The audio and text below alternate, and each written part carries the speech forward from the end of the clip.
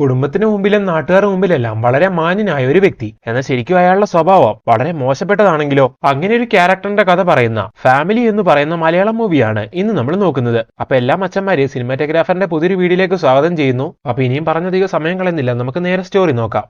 മൂവിയുടെ സ്റ്റാർട്ടിംഗിൽ സോണി എന്ന് പറയുന്ന ഒരു ചെറുപ്പക്കാരനെ കാണിക്കുന്നു. ഇവനാണ് നമ്മുടെ മൂവിയിലെ നായകൻ ഇപ്പൊ അവന്റെ അങ്കിളിന്റെ മകനായ സുബിനെയും കൂട്ടിക്കൊണ്ട് നേരെ സുബിന്റെ വീട്ടിലേക്ക് എത്തുവാണ്. ഇന്നലെ രാത്രി ഇവർ രണ്ടുപേരും കൂടി സിനിമയ്ക്ക് പോയിരുന്നു. ലേറ്റ് ആയതുകൊണ്ട് നായകന്റെ വീട്ടിലായിരുന്നു ഇന്നലെ സുബിൻ. ഇപ്പൊ അവനെ വീട്ടിൽ കൊണ്ടാക്കാൻ വേണ്ടിയാണ് സോണി വന്നിരിക്കുന്നത്. അങ്ങനെ ഇപ്പൊ അവനെ വീട്ടിലാക്കിയിട്ട് സോണി അവിടെ നിന്ന് തിരിച്ചു പോകുന്നു. ഇപ്പൊ വീട്ടിലേക്ക് എത്തി സുബിനാണെങ്കിൽ നേരെ റൂമിലേക്ക് എത്തി കണ്ണടിയുടെ മുമ്പിൽ ചെന്ന് നിന്ന് തന്റെ കഴുത്തിലും ചുണ്ടിലും എന്തെങ്കിലുമൊക്കെ പാടുകളുണ്ടോ എന്ന് നോക്കുന്നു. അങ്ങനെ ആ സീനോടെ കട്ടായ അടുത്ത സീനില് സോണിന്റെ അച്ഛനും അമ്മേനെയും കാണിക്കുന്നു. സോണി BEd കംപ്ലീറ്റ് ആക്കിയതായിരുന്നു. എന്നാൽ അതിനുശേഷം ജോലിയൊന്നും കിട്ടിയില്ല. ഇവൻ നായകന്റെ അച്ഛനും അമ്മയും കൂടി അതിനെപ്പറ്റിയൊക്കെയാണ് സംസാരിച്ചുകൊണ്ടിരിക്കുന്നത്. അടുത്ത സീനിലെ സോണിന്റെ നാട് കാണിക്കുന്നു. അവിടെ ഈ അടുത്തിടെയായിട്ട് പുലിന്റെ ശല്യം ഉണ്ടായിരുന്നു. അങ്ങനെ നാട്ടുകാർക്ക് ശല്യമായ പുലിനെ കെണി വെച്ച് പിടിക്കാൻ വേണ്ടി നാട്ടുകാർ ഒരു കെണി സെറ്റ് ചെയ്യുന്നുണ്ടായിരുന്നു. അങ്ങനെ ഇപ്പൊ ആ കെണിയില് ഒരു പശുവാണ് വീഴുന്നത്. അങ്ങനെ ഇപ്പൊ ഈ കാര്യം അറിഞ്ഞതും അവിടെ ഉണ്ടായിരുന്ന കുറച്ച് നാട്ടുകാരും സോണിയെല്ലാം വന്ന് ആ പശുവിനെ അതിൽ നിന്ന് കയറ്റി രക്ഷപ്പെടുത്തുന്നു. അങ്ങനെ അതെല്ലാം കഴിഞ്ഞ് കയ്യിലും കാലിലെല്ലാം പറ്റിയ ചെളിയെല്ലാം കഴുകി കളഞ്ഞുകൊണ്ടിരിക്കുന്ന സമയത്ത് ആ കൂട്ടത്തിലുണ്ടായിരുന്ന ഒരു നാട്ടുകാരൻ സോണിനോട് പറയാണ്, നിങ്ങൾ പണ്ട് നടത്തിക്കൊണ്ടിരുന്ന ട്യൂഷൻ ക്ലാസ് ഒഴിവാക്കിയത് ശരിയായില്ല. എന്റെ മകൾക്കാണെങ്കിൽ ബാക്കി എല്ലാ വിഷയത്തിനും മാർക്കുണ്ട്, എന്നാൽ മാത്സിനും അല്പം കുറവാണ്. നിങ്ങളുടെ ട്യൂഷൻ സെന്റർ ഉണ്ടായിരുന്നെങ്കിൽ അവിടെ വിടായിരുന്നു.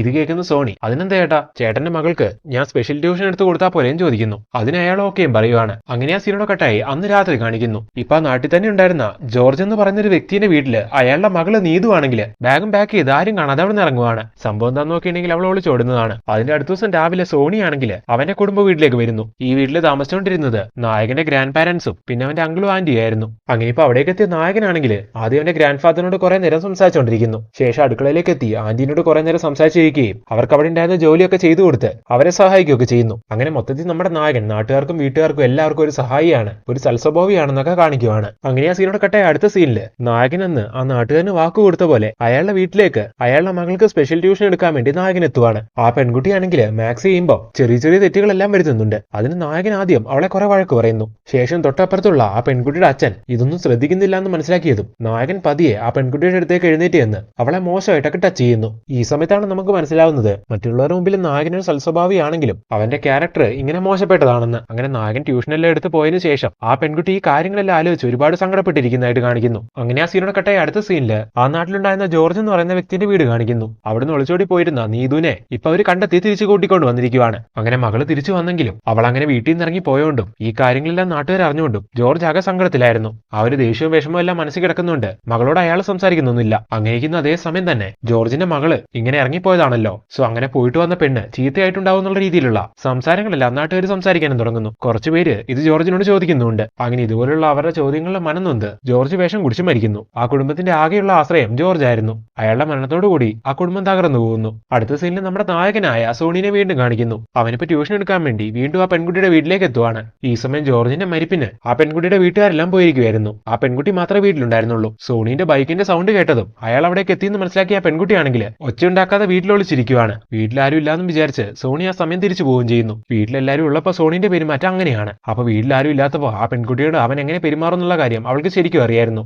അതുകൊണ്ടാണ് അവൾ ഒളിച്ചിരുന്നത്. അടുത്ത സീനിൽ നമ്മുടെ നായകൻ നേരെ അവന്റെ അങ്കിളായ റോയിന്റെ അടുത്തേക്ക് എത്തുന്നു. ഈ റോയിന്റെ മകനായിരുന്നു മൂവിയുടെ സ്റ്റാർട്ടിങ്ങിൽ കാണിച്ച സുബിൻ എന്ന് പറയുന്ന പയ്യൻ. അങ്ങനെ ഇപ്പൊ റോയി നായകനോട് പറയുന്നത്, എടാ ഈയിടെ ആയിട്ട് സുബിൻ എന്തൊക്കെയോ മാറ്റമുണ്ട്. അവന്റെ ക്ലാസ് ടീച്ചർ എന്നെ വിളിച്ചിട്ടുണ്ടായിരുന്നു. അവൻ അവന്റെ ക്ലാസ്സിൽ പഠിക്കുന്ന ഒരു പെൺകുട്ടിയോട് എന്തോ മോശമായിട്ട് സംസാരിച്ചു എന്നും പറഞ്ഞിട്ട് എന്തോ പറയാൻ കൊള്ളാത്ത എന്ത് വൃത്തികേടാണെന്നാണ് ടീച്ചർ പറഞ്ഞത്. ഞാനത് അവനോട് ചോദിച്ചു, എന്നാൽ അവനൊന്നും തുറന്നു പറയുന്നില്ല. നിങ്ങൾ തമ്മിൽ നല്ല കൂട്ടല്ലേ, സോ നീ അവനോടൊന്ന് സംസാരിക്ക്. ഇതുപോലുള്ള കാര്യങ്ങളിൽ നിന്ന് അവനെ ഒന്ന് പറഞ്ഞു തിരുത്ത്. അങ്ങനെ ആ സീനോടെ കട്ടായ അടുത്ത സീനില് നായകന്റെ വീട് കാണിക്കുന്നു. ഇപ്പൊ നായകന്റെ വീട്ടില് നായകന്റെ അനിയനായ നോബിയും സുബിനും കൂടി ഇരുന്ന് ചെസ് കളിക്കുന്നു. കുറച്ചേരം കഴിഞ്ഞ് അവർ ആ കളിയെല്ലാം നിർത്തുവാണ്. ഈ സമയം സുബിൻ ചെന്ന് സോണിന്റെ അമ്മയോട് ചോദിക്കുന്നു, സോണി ചേട്ടൻ എപ്പോഴാ വരുന്നതെന്ന്. കുറച്ചേരം കഴിയുമ്പോഴേക്കും വരും മോനെ എന്ന് അമ്മ പറയുന്നു. കുറച്ചു ദിവസമായിട്ട് സോണി ചേട്ടനെ ആണെങ്കിൽ കിട്ടുന്നേ ഇല്ല. കഴിഞ്ഞ പ്രാവശ്യം കണ്ടപ്പോ അടുത്ത ആഴ്ച വീട്ടിൽ വന്ന് നിൽക്കാന്ന് എന്നോട് പറഞ്ഞതായിരുന്നു, എന്നാ എന്നെ പറ്റിച്ചു. ഇങ്ങനെ സുബിൻ പറയുന്ന സമയത്ത് നായകന്റെ അമ്മ പറയാണ്, അത് പിന്നെ സോണിക്ക് ഭയങ്കര തിരക്കായോണ്ടാ മോനെ, നിന്ന് തിരിയാൻ സമയമില്ലാതെ ഓരോരോ കാര്യങ്ങൾ ചെയ്തിങ്ങനെ നടപ്പല്ലേ. അങ്ങനെ ആ സീനോടെ കട്ടായി അന്ന് രാത്രി കൂട്ടുകാരോട് സംസാരിച്ചുകൊണ്ടിരിക്കുന്ന സോണിനെ കാണിക്കുവാണ്. സോണി ഇപ്പൊ കൂട്ടുകാരോട് പറയുന്നത് മരിച്ചുപോയ ജോർജിനെ പറ്റിയായിരുന്നു.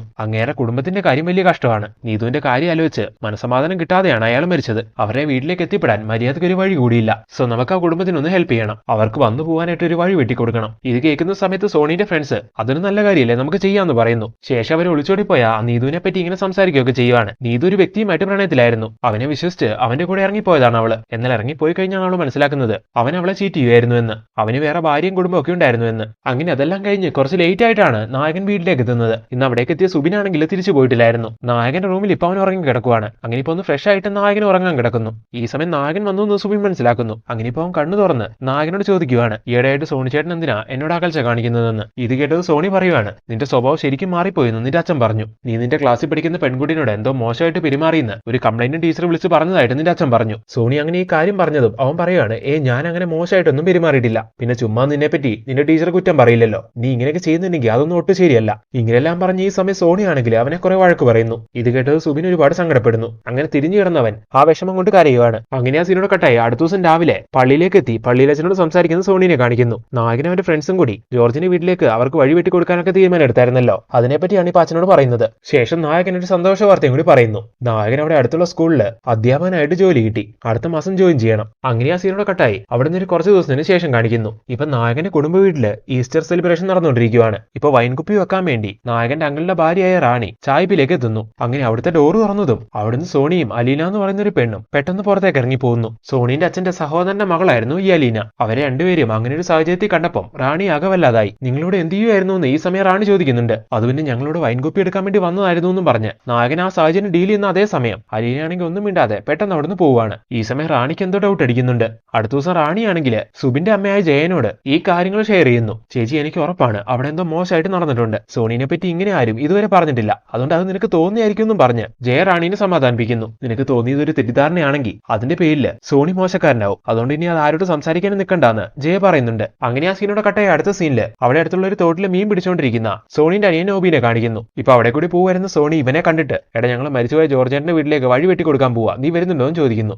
ഞാനില്ല, എനിക്കിന്ന് ഡ്രൈവിംഗ് പഠിക്കാൻ പോണെന്ന് ഈ സമയം നോബി പറയുന്നു. നിന്നെ ഞാൻ ഡ്രൈവിംഗ് പഠിപ്പിക്കാന്ന് പറഞ്ഞതല്ലേ, ഇപ്പൊ നീ ആരുടെ കൂടെയാ പോകുന്നത്? ഇങ്ങനെ സോണി ചോദിക്കുമ്പോൾ ഞാൻ എന്റെ ഫ്രണ്ടിന്റെ കൂടെയാ പോകുന്നത് നോബി പറയുന്നു. എന്നാ ശരി, പോകുമ്പോ നീ എന്റെ വണ്ടി എടുത്തോണ്ട് പോക്കോ. ഇങ്ങനെ ഈ സമയം സോണി പറയുന്നുണ്ടെങ്കിലും അത് വേണ്ടാന്നാണ് നോബി പറയുന്നത്. ഇതിന്ന് സോണീനെ നോബിക്ക് ഒട്ടും ഇഷ്ടമല്ല എന്ന് മനസ്സിലാവുന്നുണ്ട്. ഒരുപക്ഷെ സോണിന്റെ ക്യാരക്ടർ ശരിക്കും അവൻ അറിയുന്നോണ്ടായിരിക്കണം ഇവനിങ്ങനെ ചേട്ടനായിരുന്നിട്ട് കൂടി അവനോട് അകൽച്ച കാണിക്കുന്നത്. അങ്ങനെ ആ സീനോടെ കട്ടായ അടുത്ത സീനില് നായകനും അവന്റെ ഫ്രണ്ട്സും കൂടി അവർ പ്ലാൻ ചെയ്ത പോലെ മരിച്ചുപോയ ജോർജിന്റെ വീട്ടിലേക്ക് വഴിയെല്ലാം വെട്ടിക്കൊടുക്കുന്നു. ഈ സമയം സോണി നീതുവിനോട് കുറെ സംസാരിക്കുന്നുണ്ട്. അതിന്റെ കൂട്ടത്തിൽ അവൻ ചോദിക്കുന്നുണ്ട് ജോർജേട്ടന്റെ ബാക്കി ചടങ്ങുകളൊക്കെ എങ്ങനെ ചെയ്യാനാണ് പ്ലാൻ ചെയ്തിരിക്കുന്നതെന്ന്. അതിനെപ്പറ്റി ഒന്നും അറിയത്തില്ല എന്നും പറഞ്ഞ് അവൾ സങ്കടപ്പെടുന്ന സമയം നീ വിഷമിക്കണ്ട, എല്ലാം ഞങ്ങൾ നോക്കിക്കോളാന്ന് നീതുവിന് സോണി വാക്ക് കൊടുക്കുന്നു. ഇത് കേൾക്കുന്ന സമയത്ത് നീതുവിനാണെങ്കിൽ ഒരാശ്വാസം തോന്നുവാണ്. എല്ലാ കാര്യങ്ങളും ഏറ്റെടുത്ത് ചെയ്തു തരാൻ ഒരാളെങ്കിലും കൂടെ ഉണ്ടല്ലോ എന്നുള്ള ഒരു ആശ്വാസം. എന്നാൽ ഈ ഒരു കാര്യം നമ്മുടെ നായകനായ സോണി മുതലെടുക്കുന്നു. ഇതിന്റെ കാര്യങ്ങളും പറഞ്ഞുകൊണ്ട് സോണി നീതുവിനെ ഇടയ്ക്കിടയ്ക്ക് വിളിക്കാൻ തുടങ്ങുന്നു. അങ്ങനെ അവളുമായിട്ട് നല്ല കമ്പനിയാവുന്നു. അങ്ങനെ കൂടുതൽ അടുപ്പത്തിലായതിനു ശേഷം അവളെ കൊണ്ട് സോണി പുറത്തു പോകാൻ തുടങ്ങുന്നു. അങ്ങനെ അവർ തമ്മിൽ ആരും അറിയാതെ ഒരു റിലേഷൻ ആവുകയാണ്. ശേഷം പുറത്തു പോകുമ്പോഴെല്ലാം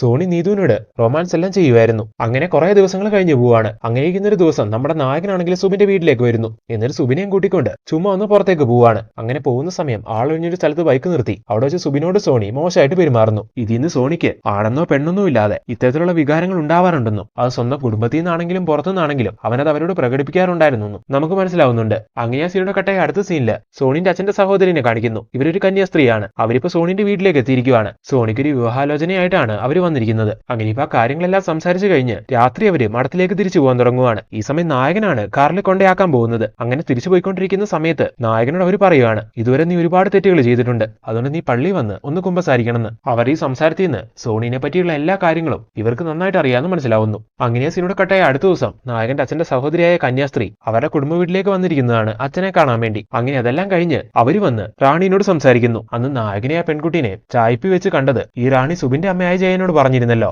അവരാ കാര്യം കന്യാസ്ത്രീനെ അറിയിച്ചായിരുന്നു. അങ്ങനെ ആ കാര്യങ്ങൾ അറിഞ്ഞ് ഇവര് അതിനെ റാണീനെ ശകാരിക്കുന്ന രീതിയിൽ അവളോട് സംസാരിക്കുന്നു. നിന്റെ മനസ്സിൽ തോന്നിയ കാര്യങ്ങൾ ശരിയാണോ തെറ്റാണോ എന്ന് അറിയാതെ അത് മറ്റൊരാളോട് പറയുന്നത് വളരെ വലിയ തെറ്റാണ്. നീ അത് ജയനോട് ഷെയർ ചെയ്താ സോണിന്റെ കാര്യത്തിനെ പറ്റിയാണ് ഞാൻ പറയുന്നത്. സോ ഞാൻ പറഞ്ഞു വരുന്നത് ഉറപ്പില്ലാത്ത കാര്യങ്ങൾ ഇങ്ങനെ വിളിച്ചു പറയരുത്. സോണിനെ ഞങ്ങൾക്ക് എല്ലാവർക്കും അറിയുന്നതാ. അവനെനിക്ക് എന്റെ മോനെ പോലെയാ. അവനെ പറ്റി ഇന്ന് വരെ ആരും അങ്ങനെയൊന്നും പറഞ്ഞിട്ടില്ല. സോ നീ ജയനോട് പറഞ്ഞ കാര്യങ്ങളെങ്ങാനും അലീനന്റെ വീട്ടുകാരറിഞ്ഞാ അവരെന്ത് വിചാരിക്കും? അതുകൊണ്ട് മേലെ നിനക്ക് തോന്നിയ ഈ കാര്യങ്ങളൊന്നും ഇനി ആരോടും പറഞ്ഞേക്കല്ലേ. ഇത് കേൾക്കുന്ന റാണി ഓക്കെ എന്നുള്ള രീതിയിൽ തലയാട്ടുന്നു. അങ്ങനെ ആ സീനോട് കട്ടായ അടുത്ത സീനില് സോണീനെ അവന്റെ അച്ഛനെ കാണിക്കുന്നു. ഇപ്പൊ സോണിന്റെ അച്ഛൻ അവനോട് പറയുവാണ്, നീ ആ നീതു എന്ന് പറയുന്ന പെണ്ണിനെയും കൊണ്ട് കറങ്ങുന്ന കാര്യങ്ങളെല്ലാം ഞാൻ അറിഞ്ഞു. ആ ബന്ധം നമുക്ക് ചേർത്തില്ല, അതിനെ ഞാൻ സമ്മതിക്കത്തില്ല. അതുകൊണ്ട് അതങ്ങ് വിട്ടേരെ. ചുമ്മാ നാട്ടുകാരെ കൊണ്ട് അതൊന്നും പറയിക്കാൻ നിൽക്കണ്ട. ഇത് കേൾക്കുന്ന സമയത്ത് നായകനാണെങ്കിലൊന്നും മിണ്ടുന്നില്ല. അതുകൊണ്ട് തന്നെ അയാളെന്താ ചെയ്യുന്നതെന്ന് നോക്കിയിട്ടുണ്ടെങ്കിൽ അടുത്ത സീനില് നേരെ നീതുവിന്റെ വീട്ടിലേക്ക് എത്തി അവളുടെ വീട്ടുകാരോടും ഈ കാര്യങ്ങളെ പറ്റിയെല്ലാം പറയുന്നു. ഈ ബന്ധത്തിനോട് അവർക്ക് താല്പര്യമില്ല. അതുകൊണ്ട് ഇനി തന്റെ മകന്റെ കൂടെ നടന്ന് അവന്റെ ഭാവി കൂടി നശിപ്പിക്കില്ലെന്നൊക്കെയാണ് അയാൾ പറയുന്നത്. അങ്ങനെ ഇതെല്ലാം പറഞ്ഞ് അയാൾ അവിടെ നിന്ന് ഇറങ്ങിയതിനു ശേഷം അയാൾ പറഞ്ഞതിൽ ഒരുപാട് സങ്കടം തോന്നിയ നീതുവിന്റെ അമ്മ